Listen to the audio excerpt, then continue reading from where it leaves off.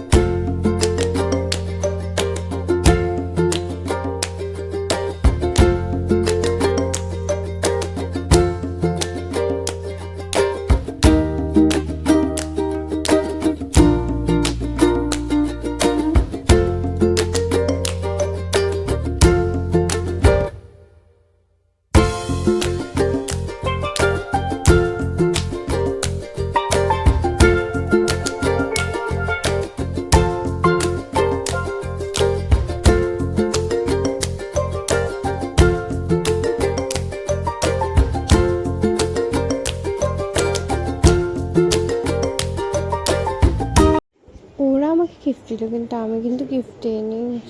Complete রাখি পরানো তার কিছু ছবি তুললাম। Amazing!